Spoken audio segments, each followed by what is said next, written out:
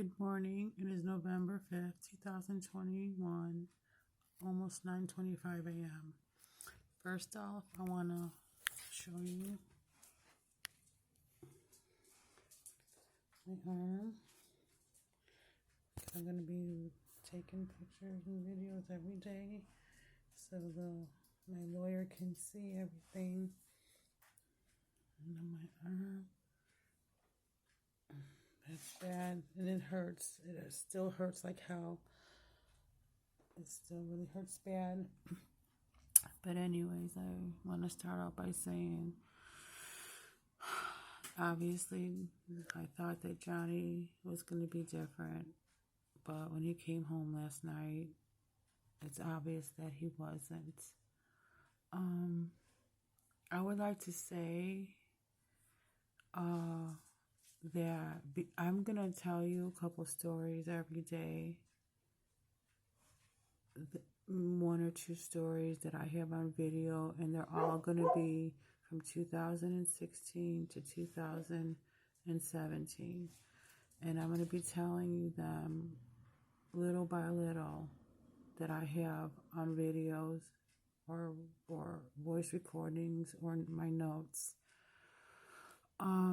But first I want to say that on the restraining order yesterday that I was reading to you guys, he was saying something about the police, that they don't care, which that I believe. But he was also saying about that there was no abuse. Well, I don't know how that can be true on those court documents, because when that she looking cop came out here Saturday night, she said that they did find abuse. She looked at my knees. Of course, she didn't take no pictures. She just looked at them with a flashlight, as you all seen. But I would like to know, which one is it? I mean, I already know which one it is, but he had written that there was no abuse. So right there, his story is right there. His story is not right, because that's not what the she police officer said on video. And another thing I want to show you. Hold on, boo-boos. You're gonna go out. I'm gonna change you and Lola out in a minute. Just give me a couple minutes, okay? I have these pans, okay, that I bought last summer, and they have to stay here on this table because anything that I want to put in the cabinets, no, you're not going out there, Lola. Anything I want to put, in the cabinets or the drawers, or any food that is not supposed to be refrigerated, he puts out and leaves it on the table, or that dirty cooler I have to put it on. So he'll just throw my shit out. And I would like to know also, how come that it's okay for him to take my personal belongings that I paid for by myself, that it's okay for him to throw them on the ground outside, ruin them, tear them up, destroy them, or just throw them around and just toss them like trash. I don't have much, but what I do, I want to keep nice. Like he wants to keep his stuff nice. No, you can't go out there. So why is it okay for him? And the she looking cop on video Saturday night said that it is okay for him to do that stuff because this is his home. So why is it okay for him to do that to my stuff? But if I were to do that to his stuff, he would hurt me, or I would go to jail, or something bad would happen to me. So I just want to make that clear, or I want to ask that question. Why did that police officer, she lady, say that he can just do whatever he wants to my stuff, but I can't touch his? So that's something's wrong right there. Okay, I just want to say that, but I also want to tell you two stories. Okay, the first story is, and this is on, I have it on pictures and videos on one of my phones. We were driving home one day, in 2016. Like I said, all these stories are 2016, 17, so I'm not even going to say the dates. But anyways, we were driving home one day. It was like 110, 115 outside. He had his old car, and it was very hot outside. And he knows I'm very claustrophobic. I won't even go into elevators. I did a couple times, and I thought I was going to pass out.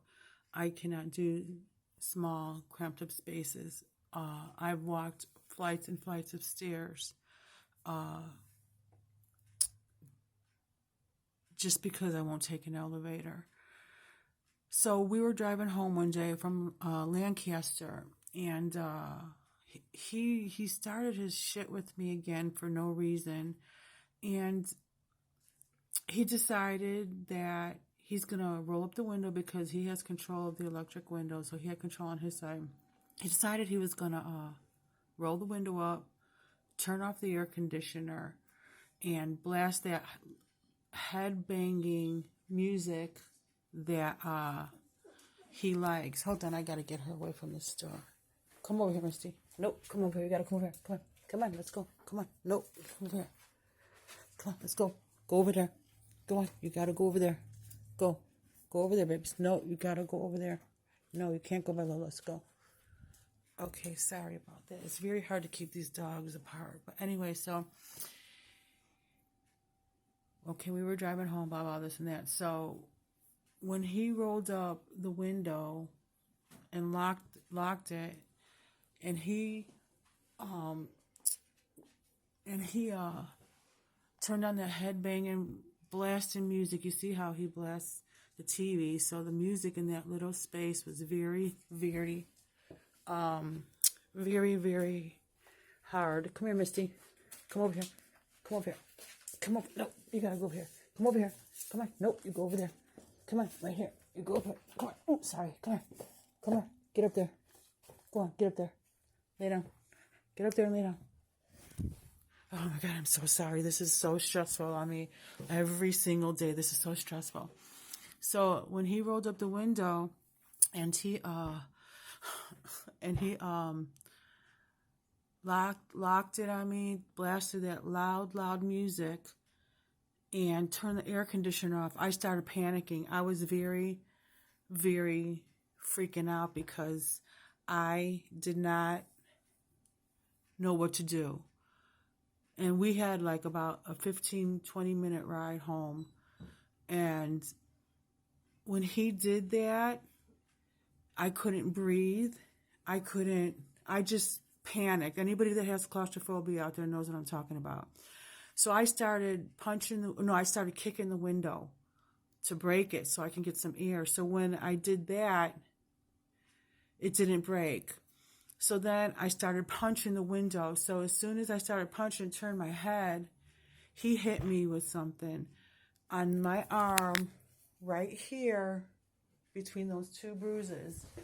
Go lay down. Go lay down. Between those two bruises. I don't know what he hit me with, but he hit me hard to where it took my breath away. It took probably 2 months, maybe a little more, for that bruise to heal up. I took pictures of it every single day until it almost healed.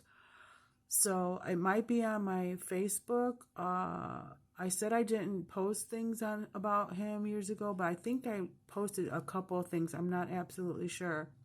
But if not, I can take pictures of it, and I'm going to post it on YouTube of the bruises that he left on my body for 2 years. But anyway, so I asked him, I was crying. I go, what did you hit me with? Because it felt like it felt like a bullet had hit me. That's how hard that he hit me. I go, did you hit me with your fingers or your hands, knuckles, fist, or did you hit me with an object? And he would not answer me. So I'm crying all the way home. He still has the window up all the way home with no with no air conditioning, and with this headbanging shit all the way home. So that's what he did to me one time. Like I said, these stories every day I'm going to be telling you. If you don't want to hear it, turn the channel, because I don't really care. I'm just putting it out there for me because in case anybody asks me how's, what's going on about this, I don't have to answer to anybody anymore. It's going to be posted on YouTube or Facebook. I don't have to answer to anybody. So just look at my YouTube channel. So then that's what happened there. He kept it like that the whole way home. And then one day I had a Jeep that my ex gave me. It was a very nice Jeep. It only had 2 owners. His mother gave it to him. So it had one previous owner before his mother. It was a really nice Jeep. Well, when I was working 2 jobs, I was also cleaning houses. So I was in Lancaster cleaning a house. Get up there. Get up there. Go on. Get up there. This is what I have to do. I have to keep them on the couch, or I have to keep them outside, and this really sucks. Separated, and it sucks. But anyways, I was had my Jeep, and I was in Lancaster cleaning a house. Well, I came back. I was on Avenue I, and I had a blowout, so I had to park my Jeep overnight on Avenue A. It was a little bit before Avenue A. I had to park it over around that area. So I think I called a cab home. I'm not sure exactly how I got home. But he said when I got home, because it was like towards the evening, so it was still light out, but it was starting to get dark out. So he goes, well, I'm going to go to the store, and I'm going to go and I'll be right back. And the store, it's just like not even a block away. He's going, I'm going to get some beer. I said, okay, okay, whatever. So he comes back because he knew that my car was over there, broken down. So he comes back 45 minutes later, and I go, wow, it took you a long time to go, just to the store, half a block down to get some beer. You were gone for like 45 minutes. He goes, no, I wasn't. No, I wasn't. Well, I already knew he was. So then the next morning, I don't know how I got to my Jeep, because he didn't take me. So I can't remember how I got to my Jeep. Oh, I think I had to call a cab, because then I was by myself. So I go into my Jeep to bring it back, because I was going to drive it on the tire like that, because I had to get it back to the house. So I just said, I'm just going to, drive it back. It was only like a mile or something. So I go in my Jeep. Okay, I had a lot of stuff in my Jeep. I had lanyards, I had my son's earrings, I had keychains, and they were all hanging from my rearview mirror. I had clothes in there. I just had some stuff. I had money in my because at that time I always kept money in my in my ashtray, like $30-$40. So I go in my Jeep, and everything is torn apart. And I mean everything. I mean, it was just vandalized really bad, and my window was busted out. Right away, I know who did it. So I come back home, and I says, my Jeep is, or I came back home, I says, look at what happened to my Jeep, and he goes, oh, I don't know what happened. I go, well, Johnny, you were gone for 45 minutes the night before. He goes, well, I don't know what happened. But I'm like, well, that's funny, Johnny, because I had money in my ashtray. I have all this stuff that homeless people, because there's a lot of homeless people around here. I had stuff in my Jeep that could, that is worth something. And, people could sell it. If they break the window, of course they're going to go in there and steal stuff. So they didn't steal nothing, not even the $30 or $40 I had in the ashtray. Nothing. So that's how I knew for sure it was him. But I can't prove it in the courts of law, because first of all, even if I did prove it to their face, they wouldn't do anything anyways. So then I said, okay, that's fine. I go, I don't care. You're still fixing the glass. You say you didn't bust into it. And I know you did, because if somebody busted into my shit would be gone, especially my money. So I said, it's going to be your responsibility to fix my window. So then he fixed it with that plexiglass. And then a while, like, I don't know how long ago, a month, maybe I don't know how long ago after. And this one is on video. You can barely hear it, but if you listen really good, and if you put a speaker on there, you can hear this really good. So my Jeep I went outside, and my Jeep, the plexiglass that he put in was busted out again, and this was in front of the house. So I had him fix it. I said, well, you're going to fix it. So on recording, when he was fixing my window, I said, that's messed up that this happened, blah, blah, something like that. And I go, somebody did this at night, And he goes, well, it didn't happen at night. It happened during the day. I'm like, well, how do you know that it happened during the day? How would you know that? Because he was at work during the day. So how would he know when it happened? So right away, again, I knew he busted it out again. So he vandalized my Jeep twice. And that's what he does. And I just want to let you know, and if I have to get on YouTube again tonight because of him, I will. And like I said, if you guys are getting sick of this, you don't even have a clue how I feel. So right now I'm going to call the district attorney, and I'm going to find out, because they close at noon, and that she Cobb said that the report will be on the DA's desk today. And the courthouse closes at 12 o'clock. But yeah, those are the things and that's just the beginning of everything. I wasn't going to post anything, but since I thought that he was different and he was going to change after people were talking to him, he's just pissed off. You know what? He only needs to be mad at himself, because he brought all of this on. Even back when I was with him in the beginning, he brought all of this on himself. There is no reason in this world for that man to act like he does. No reason. So that's why he needs help, and he's a sick person. He's got severe mental health issues. I was listening to the recordings last night because